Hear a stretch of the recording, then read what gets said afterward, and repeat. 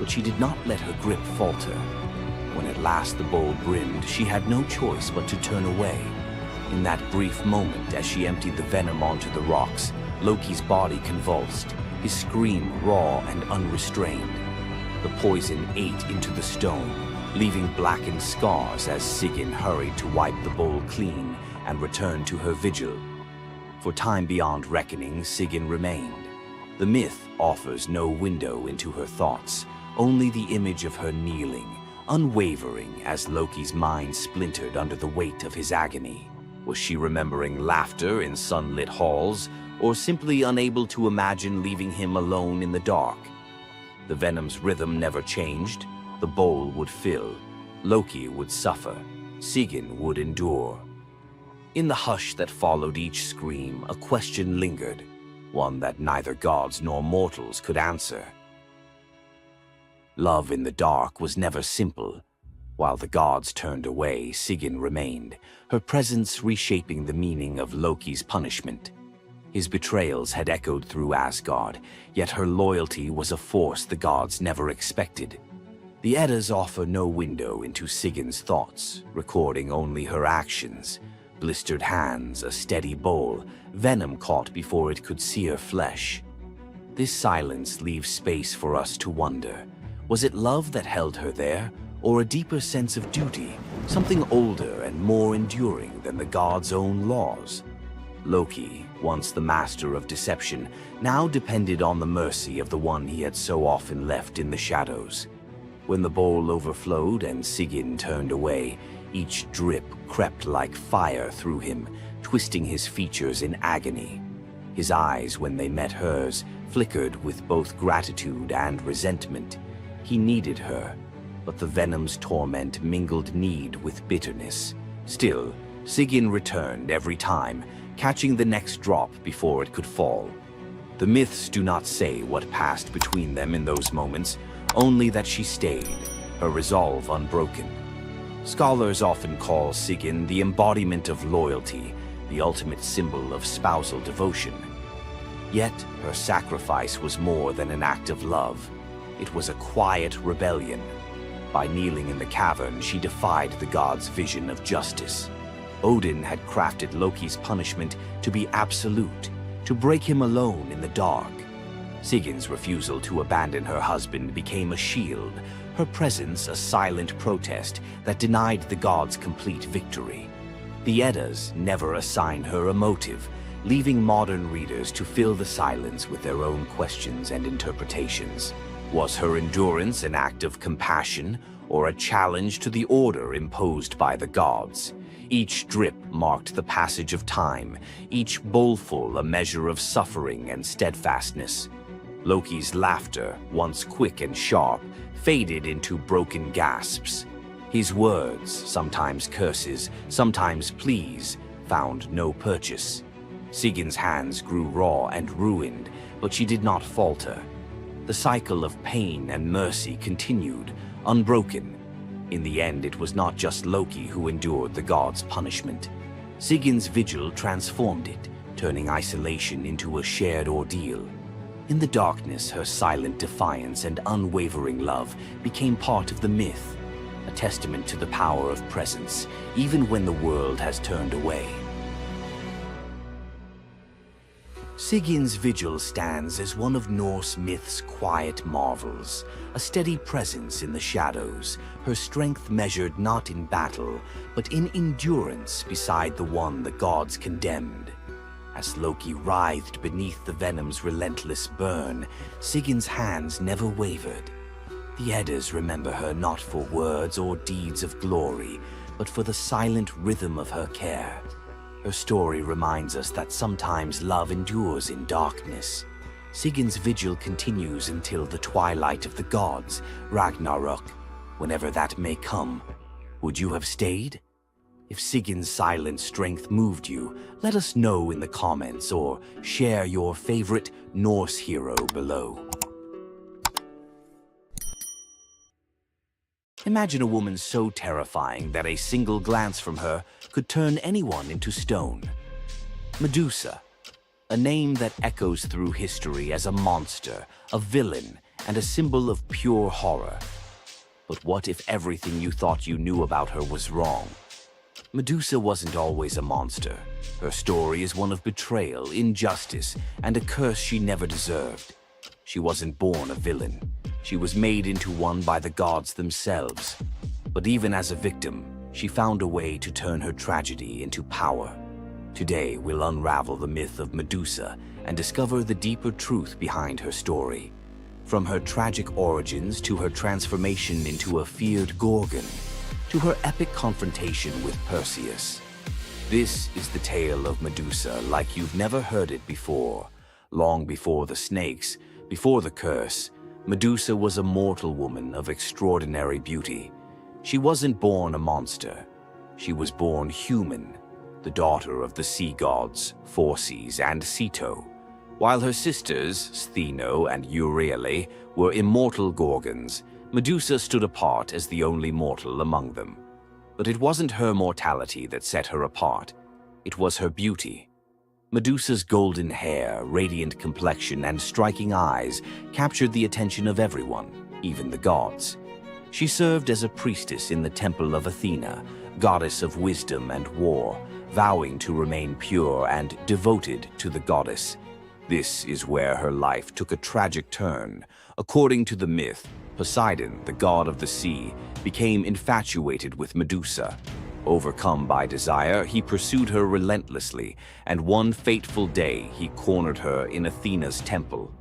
Medusa, defenseless, could not escape his wrath.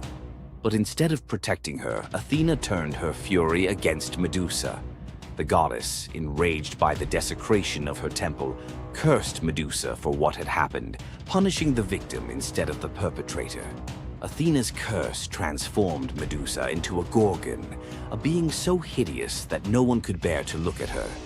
Her golden hair turned into a nest of venomous snakes, and her eyes became so powerful that a single glance could turn living creatures to stone. This moment defined Medusa's new existence. Once revered for her beauty, she was now feared and hunted as a monster. But beneath the horror of her transformation lay a deeper question. Was Medusa truly cursed, or had she been given a weapon to defend herself in a world that had betrayed her? Medusa fled from civilization, retreating to a remote island where she lived in solitude. Here she came to terms with her new form and the terror it inspired.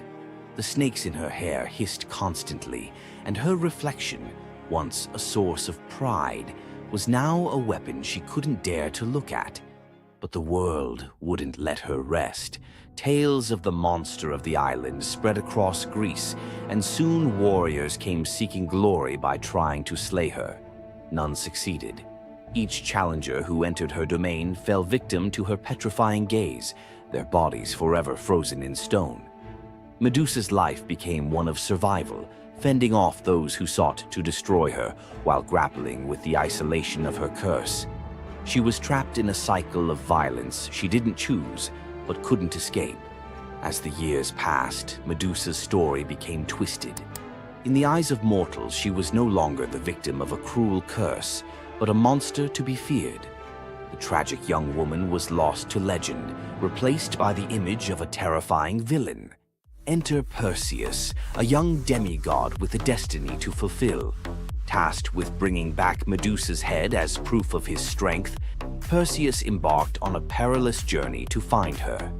But unlike the warriors before him, Perseus wasn't relying solely on his skill. He had the favor of the gods. Athena and Hermes provided Perseus with gifts to help him on his quest. Winged sandals to fly, a reflective shield to avoid Medusa's gaze, and a sword sharp enough to cut through anything. Most importantly, he was given a magical bag to safely carry her severed head. Perseus's journey to Medusa's lair was filled with danger, but none compared to the final challenge, facing the Gorgon herself. When Perseus arrived, Medusa was sleeping. For the first time in years, she looked peaceful, an almost human reminder of who she once was. But Perseus couldn't afford to hesitate. Using the reflective shield as a mirror, he avoided her petrifying gaze and struck with precision, severing her head in one swift motion. The blood that spilled from Medusa's neck gave birth to two incredible beings, Pegasus, the winged horse, and Chryser, a golden giant. Even in death, Medusa's body produced miracles, a testament to the power she had carried within her. Perseus carried Medusa's severed head back to Greece, where it became both a trophy and a weapon. Her gaze retained its power, turning enemies into stone, and Perseus used it to defeat his foes and protect his people. But Medusa's story didn't end with her death. Over time, her image transformed from that of a monster to a symbol of strength and defiance. Women, especially, began to reclaim her story, seeing her as a figure who resisted the gods and survived unimaginable betrayal. Today, Medusa is more than a mythological figure. She's an icon. Her face appears in art, literature, and even modern movements that challenge systems of power and oppression. But the question remains, was Medusa truly a monster, or was she a victim of a world that feared her power? Medusa's story is a reminder that myths are more than just tales of gods and heroes. They're reflections of human nature, of the injustices and triumphs we still see today. So, what do you think? Was Medusa a villain, or was she a misunderstood symbol of resilience? Leave your thoughts in the comments. Give this video a like if you found her story as fascinating as we did.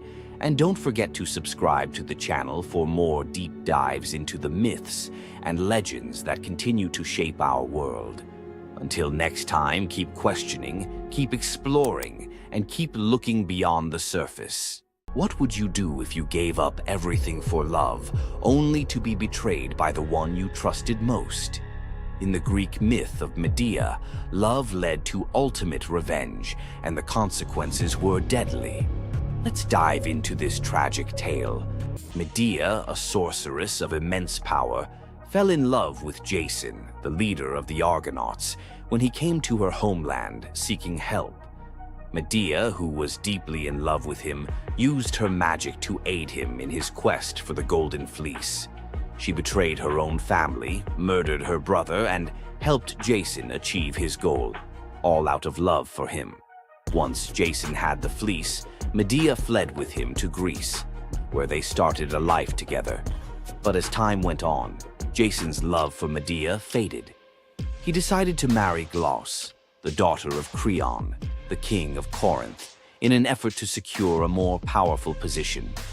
Medea, heartbroken and furious at the betrayal, decided to exact her revenge. She used her powers to craft a poison so deadly that it would burn Glauce alive when she put on a beautiful dress that Medea had sent her as a gift. But Medea didn't stop there. In her grief and rage, she murdered her own children, Jason's children, to ensure he would suffer the most for his betrayal. The pain of losing everything she loved was unbearable, and Medea, having left nothing behind but destruction, fled to Athens, leaving Jason to wallow in his sorrow and regret. Medea's story is a tragic reminder of the destructive power of betrayal and the extreme lengths to which love can drive someone. Sometimes love is not only blind, but it can also lead to devastation and vengeance. Does Medea's vengeance leave you thinking about the darkest side of love? Subscribe for more ancient Greek myths filled with twists, power, and passion. Imagine having a wish so powerful that everything you touch turns to gold. Sounds like a dream, right? But for King Midas, this dream turned into a nightmare. Let's dive into his tragic story. Once upon a time, King Midas ruled over a prosperous kingdom known for his wealth and opulence. But Midas wasn't just content with riches. He wanted more. He wished for the ability to turn anything he touched into gold. One day, the god Dionysus appeared before him and, impressed by Midas's devotion, granted him the wish. At first, Midas was overjoyed. Everything he touched, his food, his treasures, his furniture, transformed into gold. His wealth grew beyond imagination, and his joy knew no bounds. But soon, Midas realized the curse of his wish. He touched a rose, gold. He touched his food, gold. Desperate for a meal, he tried to drink water, gold. In horror, Midas realized that even his daughter, whom he loved dearly, turned into a lifeless golden statue when he touched her. Furious with the consequences of his greed, Midas begged Dionysus for mercy. The god, seeing the king's suffering, told him to wash in the river Pactolus. And in that moment, Midas's golden touch was taken away. The river's waters, now imbued with Midas's curse, carried gold downstream, forever tainting the land. King Midas's story is a reminder that greed often blinds us to the consequences of our desires. His once prized gift became his greatest curse, teaching us that not all treasures are worth the price. If King Midas's tale of power and greed left you thinking, make sure to subscribe for more epic Greek myths and their timeless lessons. Stay tuned for more stories of fate, love, and the gods' wrath. What makes Zeus, the mighty king of the Greek gods, one of the most fascinating figures in mythology? Is it his unparalleled power over the skies, his cunning strategies, or the sheer drama of his endless affairs? While his tales are legendary, there's one story that stands out: the epic battle that earned Zeus his throne, the Titanomachy. This isn't just a story of a god's rise to power, it's a tale of rebellion, alliances, betrayal, and the ultimate struggle between two generations of divine beings. Stay with us as we dive into the myth of the Titanomachy, Zeus's role in overthrowing the Titans, and the secrets that shaped his reign. Before Zeus became the king of the gods, his father, Cronus, ruled the cosmos. Cronus was the youngest of the Titans, a race of primordial deities born of Uranus, the sky, and Gaia, the earth. The Titans were immensely powerful, but also deeply flawed. Cronus had gained power by overthrowing his own father, Uranus, in a brutal act of betrayal. But just as Cronus had betrayed his father, a prophecy loomed over him, warning that one of his own children would overthrow him. To prevent this, Cronus took a horrifying precaution. He swallowed each of his children as they were born, imprisoning them in his stomach for eternity. But Gaia, the ever-watchful mother of the gods, wasn't about to let this happen again. When Rhea, Cronus's wife, gave birth to Zeus, Gaia devised a plan. Rhea tricked Cronus by handing him a stone wrapped in swaddling clothes, which he swallowed, believing it was his newborn son. Meanwhile, Zeus was spirited away to a hidden cave on the island of Crete, where he was raised in secret. Zeus grew up under the care of nymphs and a goat named Amalthea, who nourished him with her milk. As he matured, Zeus learned of his father's tyranny and vowed to free his siblings and challenge Cronus's rule. Zeus couldn't take on Cronus and the Titans alone. He needed allies. His first move was to rescue his siblings trapped inside Cronus. With the help of the goddess Metis, Zeus tricked Cronus into drinking a potion that caused him to vomit up his children: Hestia, Demeter, Hera, Hades, and Poseidon, fully grown and ready for battle. Now united, the 6 Olympian siblings declared war on Cronus and the Titans. But the Titans were powerful, and the war, known as the Titanomachy, would rage for 10 years with no clear victor. Realizing they needed an advantage, Zeus turned to the most unlikely of allies, the Hecatonchires and the Cyclopes. These were monstrous children of Gaia and Uranus, imprisoned in Tartarus by Cronus out of fear of their immense power. The Hecatonchires had 100 hands and unparalleled strength, while the Cyclopes were master craftsmen. Zeus descended into Tartarus, defeated its terrifying guardians, and freed these imprisoned beings. In gratitude, the Cyclopes forged weapons for Zeus and his brothers. Zeus received the thunderbolt. Poseidon the trident, and Hades a helmet of invisibility. With these tools and the raw power of the hekatoncheires, the Olympians finally had the upper hand. The final clash of the Titanomachy was a cosmic spectacle. The Titans, led by Cronus, unleashed their full fury, shaking the very foundations of the universe. Mountains crumbled, seas boiled, and the skies erupted in chaos. But Zeus and his allies were relentless. Zeus hurled his thunderbolts with unerring precision, scorching the battlefield and scattering the Titans' ranks. Poseidon unleashed massive earthquakes, and Hades used his helmet of invisibility to sow confusion among their enemies. The hekatoncheires proved invaluable, hurling massive boulders with their 100 hands, overwhelming the Titans. One by one, the Titans fell, their immense power no match for the combined might of the Olympians and their allies. Cronus was the last to fall. Zeus struck him down with a thunderbolt so powerful that it split the skies. With Cronus's defeat, the Titanomachy was over. With the Titans defeated, Zeus and his siblings faced a choice: what to do with their vanquished foes. In a move both strategic and ruthless, Zeus imprisoned the Titans in Tartarus, deep within the underworld, where they would remain for eternity under the watchful eye of the hekatoncheires. Zeus then divided the cosmos with his brothers. He claimed the skies as his domain, Poseidon took the seas, and Hades ruled the underworld. Together, they established the rule of the Olympians, with Zeus as their undisputed king. But the Titanomachy left scars. Gaia, enraged by the imprisonment of her Titan children, gave birth to new monstrous beings to challenge Zeus's reign. Among them was Typhon, a creature so fearsome that even the gods trembled before him. Typhon's battle with Zeus is another story for another day, but it serves as a reminder that power in the ancient world was never secure. Zeus's rise to power marked the beginning of a new era, but his reign was anything but peaceful. While he was the king of the gods, his rule was marked by constant challenges, from rebellious mortals to jealous deities and his own unquenchable desire for love and control. Zeus was both a protector and a tyrant, a figure who inspired awe and fear.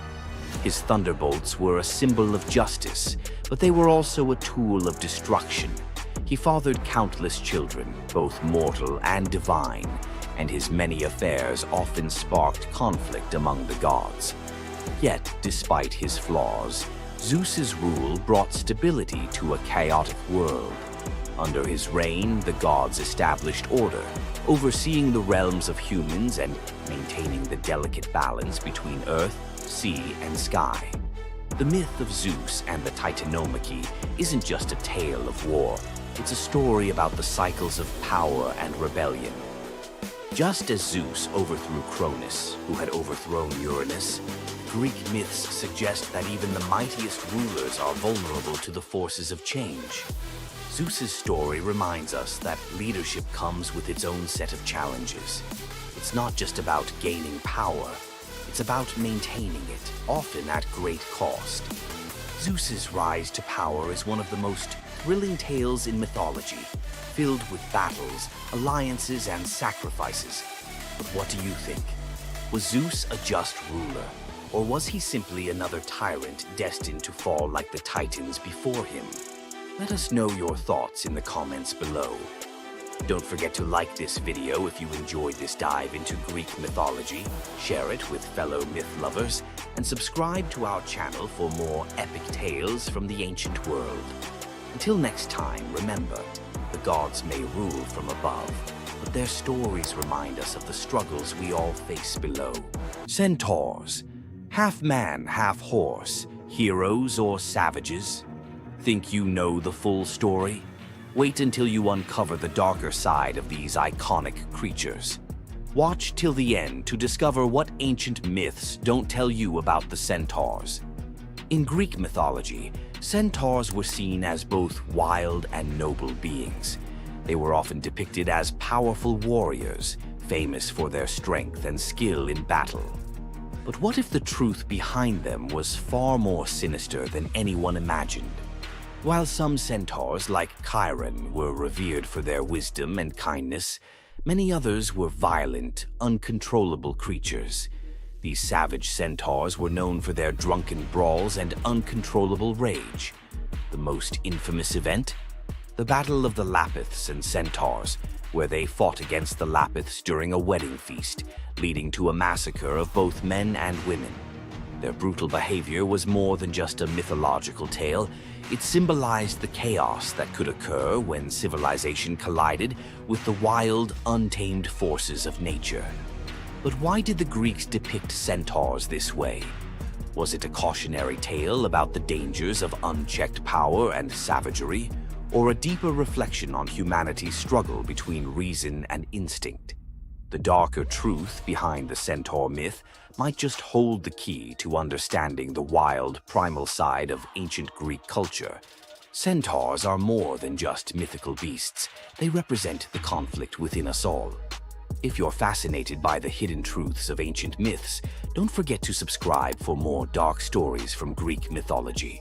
You thought fairy tales were magical. Think again. The real origins of these classic tales are disturbing, gruesome, and filled with horror. Many of these stories have been sanitized for modern audiences, but their original versions were filled with betrayal, curses, and brutal consequences.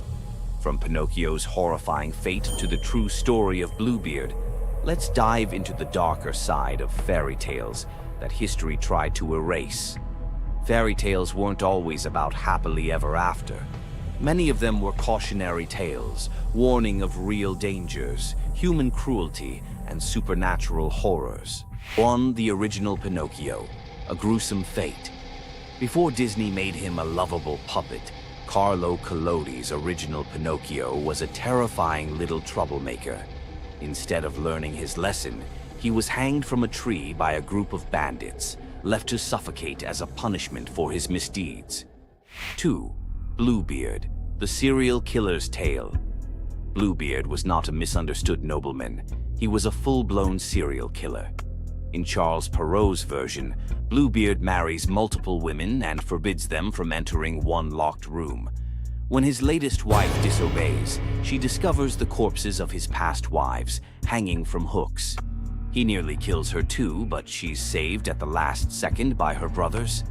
Some believe this gruesome tale was inspired by real-life figures like Gilles de Rais, a nobleman convicted of horrific crimes. 3. The Pied Piper, a tale of mass disappearance. The Pied Piper of Hamelin was not just about a man who played music to lead away rats. He also took the children. In some versions, the town refuses to pay him for his services, so he takes revenge by luring all of their children into a cave, where they are never seen again. Historians believe this could be based on a real event, where an entire group of children from Hamelin mysteriously vanished in the Middle Ages. 4. Rumpelstiltskin, a vengeful trickster. In the original versions of Rumpelstiltskin, when the young queen guesses his name, he doesn't just leave. He flies into a rage so intense that he tears himself in half. In some versions, he stomps on the ground in fury, falling into a pit and disappearing forever. His obsession with taking the queen's child has led some to believe he wasn't just a trickster, but something far darker. 5. The Robber Bridegroom, a wedding night nightmare. This lesser-known grim tale tells the story of a young woman forced to marry a wealthy man. Suspicious of her husband-to-be, she follows him to his home, only to discover that he and his band of robbers murder and eat women. She watches in horror as they butcher a young girl, cutting her into pieces. Luckily, she escapes and exposes them, leading to their execution. 6. The Juniper Tree, a tale of cannibalism and revenge. One of the most horrifying grim fairy tales, The Juniper Tree tells of a stepmother who decapitates her stepson, cooks his body, and feeds it to his unsuspecting father. The boy's sister buries his bones under a juniper tree, and from the tree the boy returns as a vengeful spirit, transforming into a bird and dropping a millstone on his stepmother, crushing her to death. 7. The Girl Without Hands, a story of betrayal and survival. In this disturbing fairy tale, a poor man accidentally sells his daughter to the devil in exchange for wealth. When she resists the devil's temptations, her own father chops off her hands to fulfill the bargain. Eventually, she escapes, gains magical silver hands, and finds a happier fate, but not before enduring unimaginable suffering. Why were these stories so disturbing? Fairy tales weren't just for children. They were warnings, morality lessons, and sometimes outright horror stories meant to instill fear and obedience. Over time, many of them were altered, softened, or rewritten to make them more acceptable. Which of these dark fairy tales shocked you the most? Want to uncover more forgotten stories and chilling legends? Subscribe now and dive into the forgotten history of fairy tales. Hor, the thunder god, woke up to find his greatest nightmare had come true. Mjolnir, his mighty hammer that could level mountains and control lightning itself, was gone. Without it, the thunder god was powerless, vulnerable, and mocked. The weapon that defined his very identity as protector of Asgard had vanished without a trace. But what happened next would humiliate him more than any defeat in battle. To get his hammer back, Thor would have to do something that went against every fiber of his warrior identity. You won't believe the disguise he ends up in. It all began on what should have been an ordinary morning in Asgard. Picture Thor reaching for the leather grip that had been at his side for countless centuries, his fingers closing around nothing but empty air. The spot where Mjolnir should rest felt cold and wrong, like a missing tooth that your tongue keeps finding. Thor's morning routine, as predictable as sunrise over Asgard's golden halls, shattered in that single moment of realization. The hammer forged by dwarven masters, the weapon that could summon lightning and level mountains, had vanished without so much as a whisper of sound. The initial shock hit Thor like a physical blow. His hand remained suspended in space, still reaching for what wasn't there. Then panic crept in, cold and relentless. He let out a blood-curdling roar of sheer rage, the whole palace trembling. Without Mjolnir, he was powerless, vulnerable, and mocked, stripped of the weapon that made him Asgard's primary defender. The enemies that prowled the borders of the Nine Realms knew about his mighty hammer. They counted on Thor's strength to keep them at bay. Now that strength was gone. Word spread through Asgard's halls faster than wildfire. The other gods gathered in emergency council, their faces grave as they grasped the full scope of the crisis. Odin's ravens had brought no news. The watchmen at the gates had seen nothing. Mjolnir had simply disappeared, as if it had never existed at all. The assembled gods understood what Thor's loss meant for their realm. Asgard stood vulnerable, its greatest protector reduced to a shadow of his former self. Loki stepped forward through the crowd of worried gods, his familiar, cunning smile playing at the corners of his mouth. He offered to investigate the theft using his shape-shifting abilities, volunteering to venture where other gods could not go undetected. The council accepted his proposal immediately, desperate for any lead in their search. Thor watched his brother prepare for the mission, knowing that Loki's success or failure would determine his own fate. Loki first borrowed Freya's magic feathered coat, allowing him to fly in falcon form to Jotunheim without raising alarms. Each dead end pushed Thor deeper into desperation.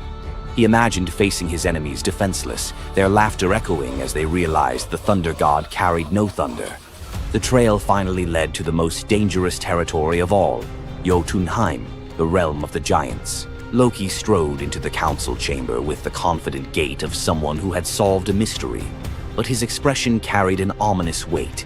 The giant Thrym, lord of the frost giants, had openly boasted about his theft from his massive throne of ice and stone. He had buried Mjolnir 8 leagues beneath the frozen earth of his realm, thrice deeper than any giant's hall, he claimed, placing it where even Thor's strength would be useless. Thrym had what he thought was a simple demand for the Norse gods. He wanted the beautiful goddess Freya as his bride in exchange for the hammer's return. The giant had fixated on her legendary beauty and grace, convinced that possessing both Mjolnir and the goddess of love would make him the most powerful being in all the 9 realms. His arrogance knew no bounds as he described his elaborate wedding plans to Loki, speaking of golden halls and feasts that would last for weeks. Thrym believed the gods had no choice but to accept his terms. When Loki spoke to the council about Thrym's demand, the council fell silent. Freya's reaction shattered the tense quiet that followed Loki's report, causing her rage to break the Brysinger necklace, its gems scattering across the floor in glittering fragments. She declared she would rather throw herself into the deepest ocean than marry the frost giant who dared make such a demand. The gods found themselves trapped in an impossible situation. They could sacrifice one of their most beloved goddesses to a giant's lust, or they could leave Thor permanently weakened and Asgard vulnerable to every enemy that prowled the borders. The council erupted in frantic debate. Some suggested launching a full assault on Jotunheim, but Thrym's fortress was impregnable and his army vast. Others proposed trickery or negotiation, but every path led to either devastating war or humiliating surrender. Heimdall, the far-seeing guardian who watched over the Rainbow Bridge, had remained silent throughout the heated discussions. When he finally spoke, his words stopped every conversation in the hall. His suggestion was so outrageous, so completely unthinkable, that even Loki's jaw dropped open in shock. The gods stared at Heimdall as if he had lost his mind, but they were out of other options. What he proposed, however, would challenge everything Thor stood for as a warrior.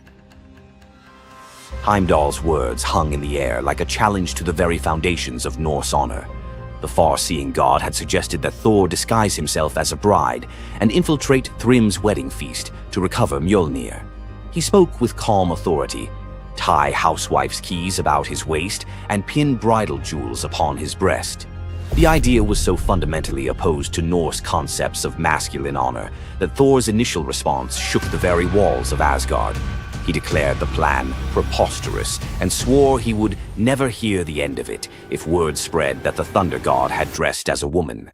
The assembled gods watched in tense silence as their mightiest protector wrestled with a challenge that could not be solved through brute force or lightning strikes.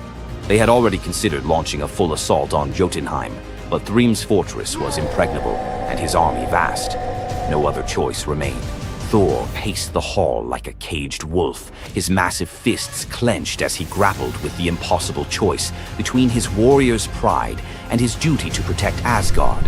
Every instinct in his body rebelled against the idea of abandoning his identity as a fearsome warrior to play the role of a delicate bride.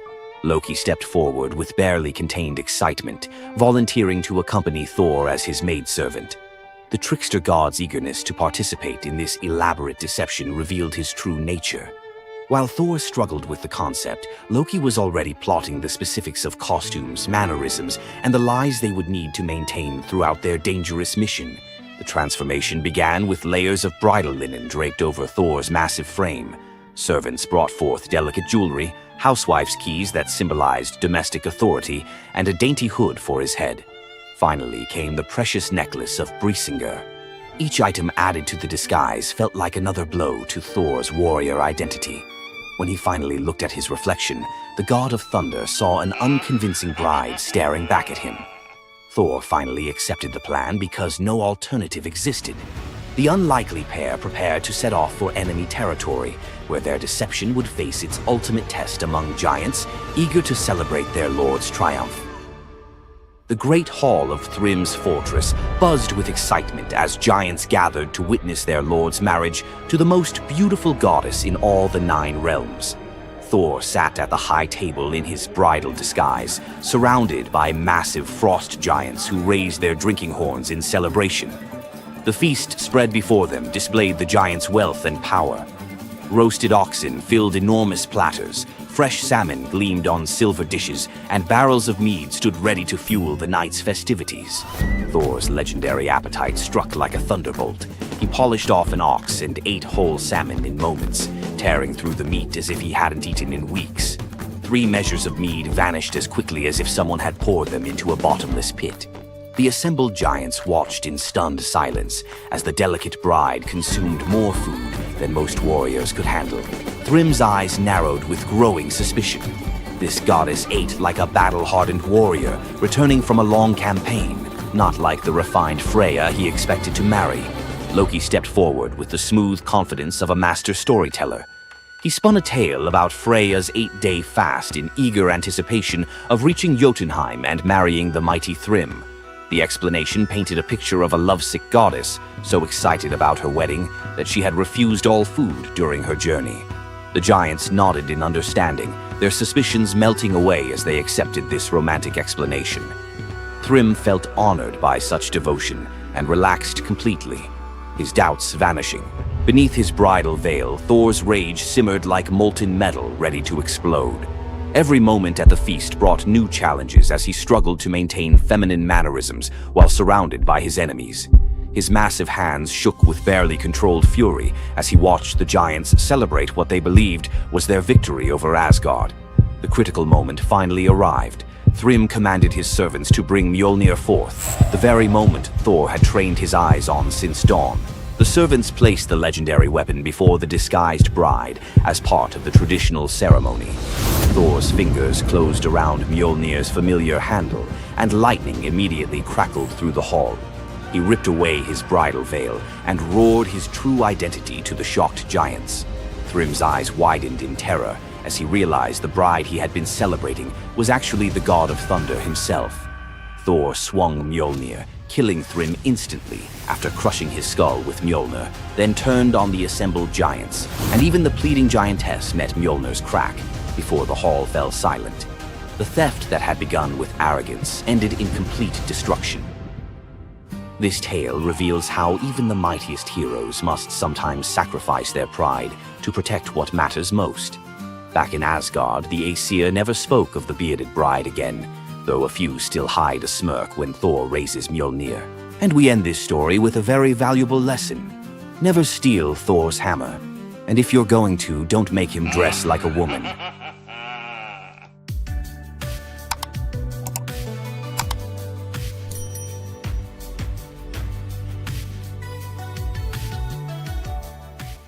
Ever wondered what it would be like to walk through the ancient world and encounter mythical creatures from Greek mythology? Get ready to meet the beasts that shaped legends. In Greek mythology, creatures were more than just beasts. They were symbols of the forces of nature, God's will, and humanity's struggle with the unknown. From the terrifying Minotaur lurking in the labyrinth to the mesmerizing sirens luring sailors to their doom, these creatures were as captivating as they were dangerous. The mighty Hydra, with its multiple heads that regrew each time they were cut off, was a symbol of unstoppable power. The Cerberus, the three-headed dog guarding the gates of the underworld, represented the barrier between life and death. But not all mythical creatures were monsters.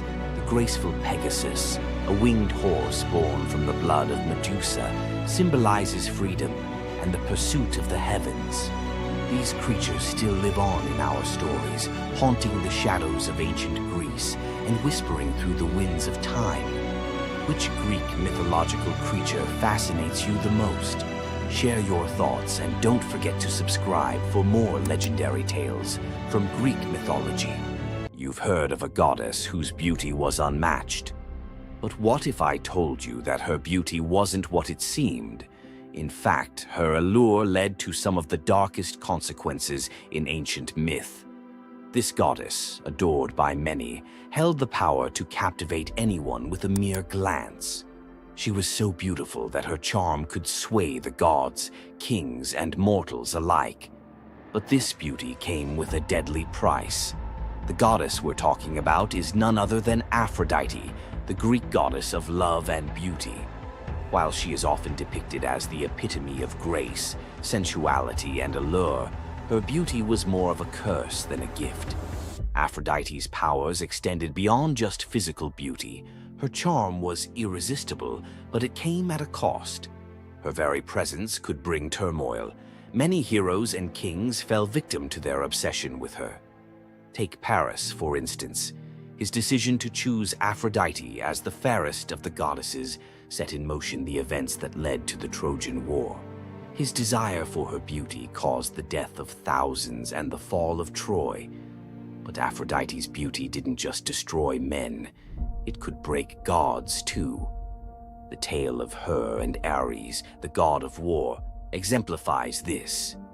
While Aphrodite was married to Hephaestus, the god of blacksmiths, her passionate affair with Ares led to chaos among the gods.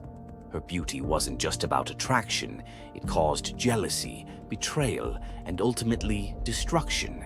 Despite her dazzling appearance, Aphrodite was also a figure of deceit and destruction, proving that beauty, when it holds such power, can be dangerous. It's no wonder the ancient Greeks warned that appearances can be deceiving. Aphrodite's beauty may have dazzled the world, but her story teaches us that sometimes what's on the surface can mask a much darker reality. So, was Aphrodite's beauty a blessing or a curse? The myths suggest that beauty, when wielded by the gods, is never what it seems. If you want to uncover more hidden truths about gods and goddesses from the ancient world, hit that subscribe button. There's so much more to explore in these captivating stories of the past. We all know Zeus, king of the gods, whose power seems absolute. If there's an ancient force even he won't cross. This is the story of how Zeus was humbled by the goddess of night herself, Nyx. Long before Zeus, there were primordial gods who were the universe's core forces. The most powerful was Nyx. Born from chaos, she is the night. Her domain is the inescapable shadow that falls over the world, and her children are forces like Hypnos, god of sleep, and Thanatos, god of death. Our story starts during the Trojan War. A furious Hera wanted to help the Greeks against Zeus's orders. To do it, she needed Zeus asleep. She went to Nyx's son, Hypnos, with an irresistible offer: put the king of the gods into a deep slumber. Hypnos was terrified. He'd helped Hera once before, and when Zeus woke up, his rage was legendary. He hunted Hypnos, ready to hurl him into the sea. The desperate god of sleep fled to his mother, Nyx. When Zeus arrived, he stopped dead. Unwilling to offend the ancient knight, he retreated. Despite the memory, Hera's new offer was too good to pass up. Hypnos put Zeus to sleep and Hera got her wish. But this story from Homer's Iliad isn't about the trick.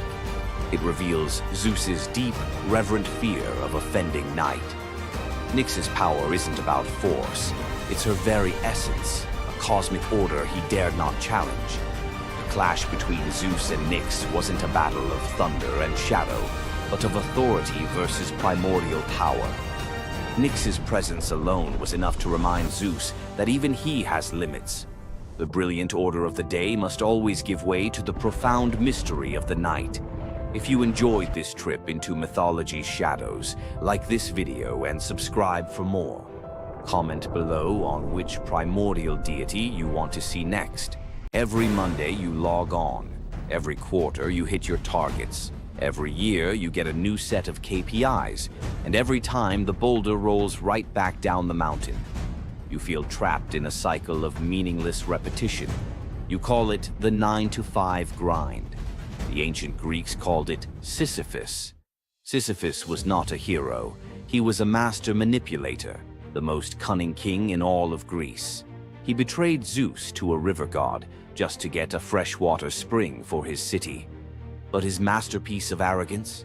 He cheated death itself. When Thanatos, the personification of death, came for him, Sisyphus tricked him, binding him in chains. For days, the world was thrown into chaos. No one could die. Warriors fought endlessly without consequence. The natural order collapsed. The gods finally intervened, freeing Thanatos and dragging Sisyphus to the underworld. But even here, Sisyphus had one last trick. He convinced Hades to let him return to the surface for just one day to punish his wife for not giving him a proper burial. Of course, he never returned. The gods, finally done with his games, devised a punishment that perfectly matched his crime: eternal, meaningless effort. Sisyphus was condemned to push a massive boulder up a steep hill. He would strain, fight, and claw his way to the summit, only for the weight of the universe to drag the rock back down the moment he reached the top. It's the ultimate metaphor for the modern corporate world. You spend 3 months pushing a quarterly report. You reach the summit. You celebrate. Then the boulder rolls down, and the next quarter begins. The goal is never achieved. The progress is an illusion. You are Sisyphus. But here is the revolutionary twist, the secret that transforms the myth. The philosopher Albert Camus saw Sisyphus not as a victim, but as the absurd hero. Sisyphus's freedom doesn't come from escaping the mountain, but from accepting the struggle. The moment he acknowledges the futility, the moment he finds meaning in the push itself, in the sweat, the effort, the sheer defiance of continuing, he defeats the gods. His walk back down the mountain is not a walk of defeat, but a moment of conscious, deliberate choice. It is the moment he chooses to be happy. So, the next time your KPI rolls back down the hill, remember Sisyphus. The goal is irrelevant. The only true freedom is finding joy in the effort, not the outcome. Imagine being one of the greatest hunters in the world, known for your unmatched speed and skill. But despite all your abilities, your destiny is determined by a simple golden apple. Let me tell you the tragic tale of Atalanta, the huntress who couldn't escape her fate. Atalanta was abandoned at birth by her father, Zeus, who didn't want a daughter. Left to die in the wilderness, she was raised by a she-bear, learning to hunt and survive. As she grew, Atalanta became a legendary warrior, her skills in hunting unmatched. But no matter how great she became, she could never escape one thing, her prophecy. A prophecy foretold that Atalanta would only marry a man who could outrun her in a race. As the years went by, many suitors came, eager to win her hand. But Atalanta, fiercely independent, defeated them all. Her speed was unbeatable, and no man could match her skill. Then came Meleager, a brave hero who had heard of Atalanta's strength and beauty. Unlike the others, he didn't boast about his abilities. Instead, he came prepared with a plan. Meleager, knowing Atalanta's curse, asked the goddess Aphrodite for help. She granted him 3 golden apples, which he used to distract Atalanta during their race. As Atalanta raced ahead, confident of her victory, Meleager tossed the apples one by one in her path. The golden apples were so beautiful, they distracted Atalanta just enough to slow her down. In the end, Meleager won the race, and Atalanta was forced to marry him, despite her reluctance to give up her independence. But the story doesn't end in happiness. Atalanta and Meleager's marriage was plagued with regret. Atalanta, still driven by her need for freedom, felt trapped by the very love she couldn't escape. And in the end, Meleager, whose destiny was also marked by the gods, tragically died before she could ever truly be free. Atalanta's story is a tale of love, fate, and the clash between personal destiny and desire. Despite her unmatched strength and independence, her fate was sealed by love, and her story remains a tragic reminder of how even the most powerful can be brought down by what they cannot control. If Atalanta's bittersweet story of fate and love left you in awe, subscribe for more untold Greek myths and the heroes who shaped the ancient world. Loki's punishment was brutal. Bound deep within a cavern, his body lashed to 3 jagged rocks with the entrails of his own son. Above him, a serpent hung poised, venom dripping relentlessly onto his exposed skin. This scene, drawn from the Poetic Edda and the Prose Edda, became a symbol of both divine vengeance and suffering that echoed through Norse legend. But the gods never counted on one presence: Sigyn, Loki's faithful wife.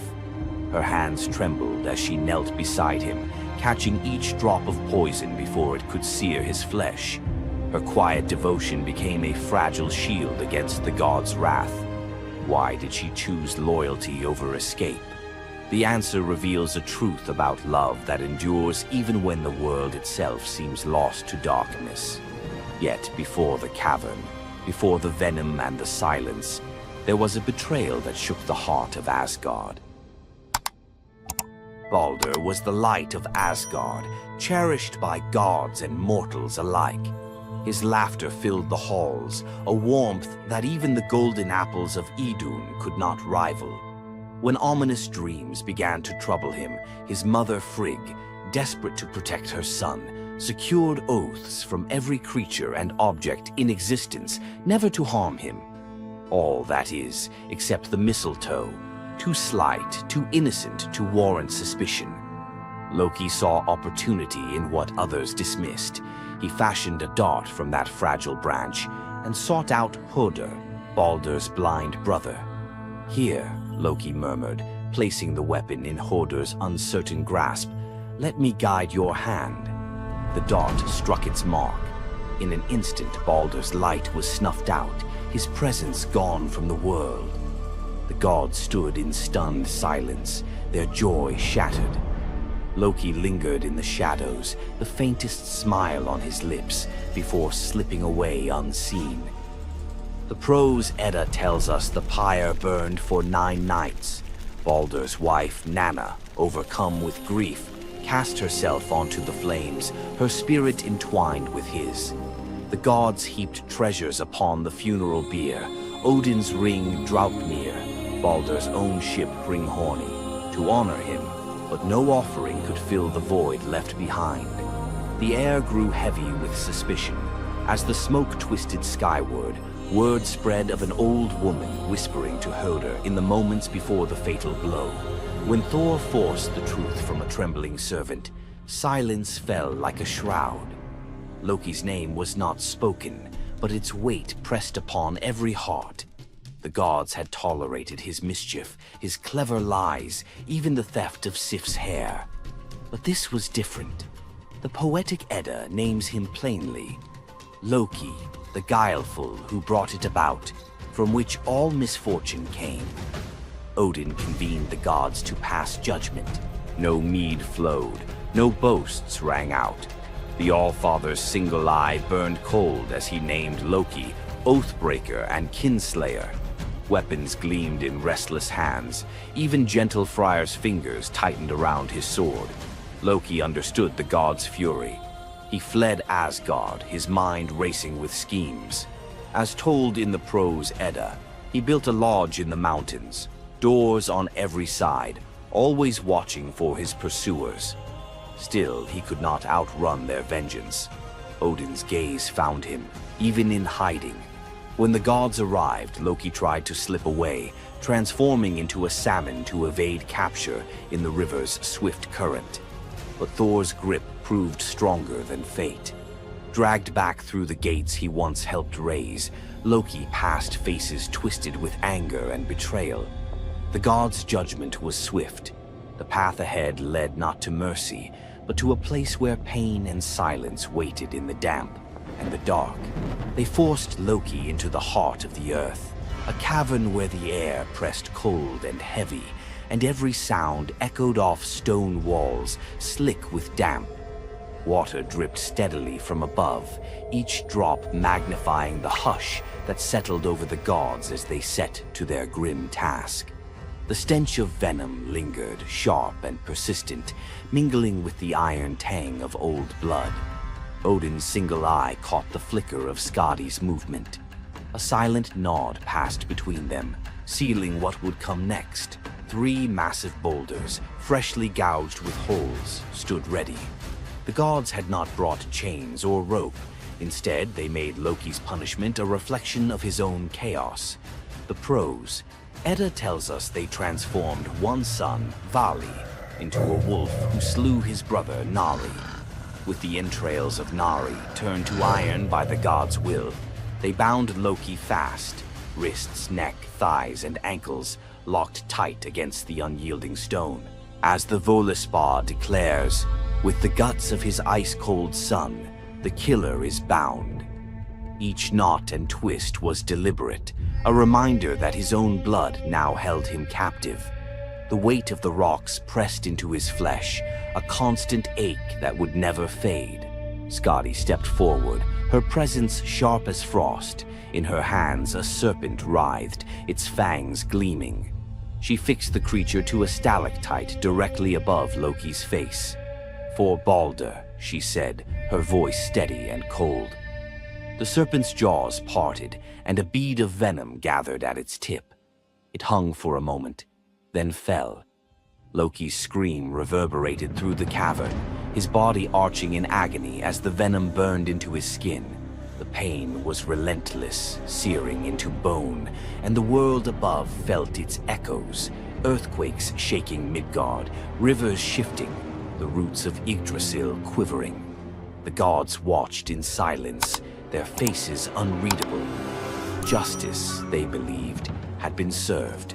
As the serpent's venom continued its slow assault, the rhythm of torment became all-consuming. The next drop formed, poised to fall. Then a figure emerged at the edge of the chamber, a woman, silent, a wooden bowl cradled in her hands. Sigin's arms were blistered, her sleeves stained, but her grip was unwavering as she stepped into the circle of pain. The cavern held its breath. Sigyn knelt, her presence a quiet defiance. The venom hissed into the bowl, wood darkening with each drop. The gods turned away, their judgment complete, but the story within the cavern was only beginning. The bowl rested in Sigyn's hands, its wooden sides polished by hours of silent endurance. She knelt on the cold stone, skirts bunched beneath her, and waited for the serpent's venom to fall. The first drop struck with a hiss, a thin wisp of smoke curling up as Loki's breath caught in his throat. She kept her gaze fixed on the bowl,